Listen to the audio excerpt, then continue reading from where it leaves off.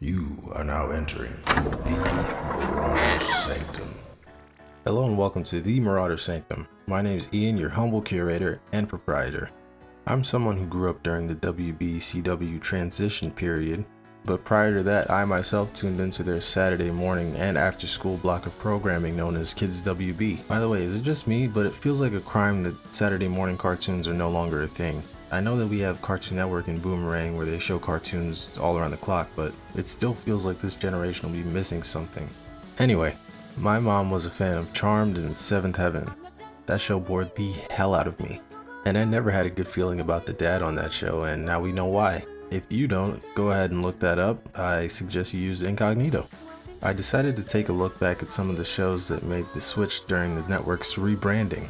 So far I've watched Gilmore Girls, Don't Judge Me, Veronica Mars, and Smallville.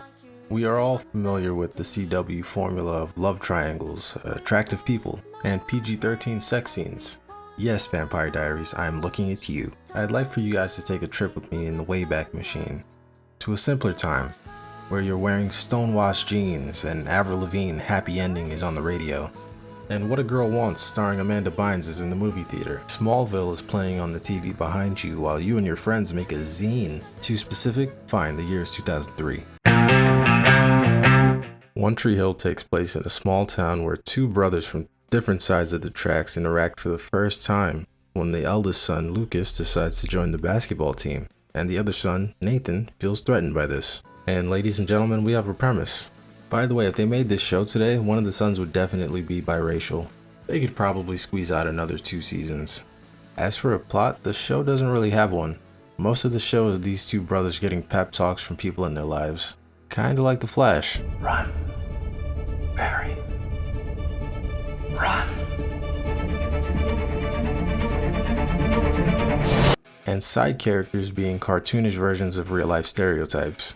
The father is terrible, like the worst. He's an angry drunk. I hear Whitey gave your spot to Lucas. Do you even care that it's slipping away? All the work we've put into it. All the plans that we've made. All the plans you've made, Dad. Or a basketball crazed asshole who's trying to relive his glory days through his son. What did you do there? I was double teamed, so I found the open man. Wrong. You gave up a scoring opportunity in the post. Dad, I was double teamed. I scored 28 points. 30 points would look better to the scouts, don't you think? There is no in-between with this show. Chad Michael Murray plays Lucas, who is cool and sensitive. Like, he's so cool, he can spit some fake deep shit while looking up from his classic American novel without skipping a fucking beat.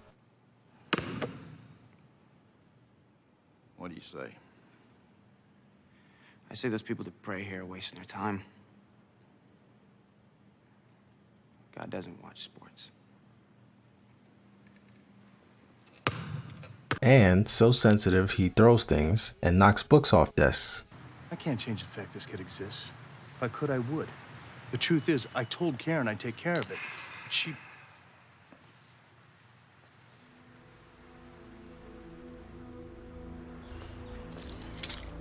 The asshole brother is an asshole. He calls his girlfriend a bitch. You know what, Peyton? I'm getting really tired of this. I came here to spend time with you.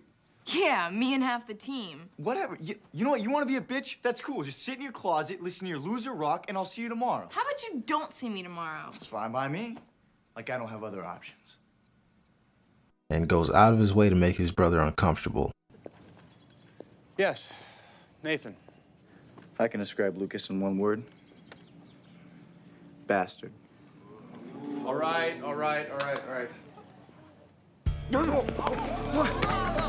Not to mention he stole a fucking bus in the pilot and took zero responsibility. Sophia Bush's character is horny. She pops up in people's back seats topless.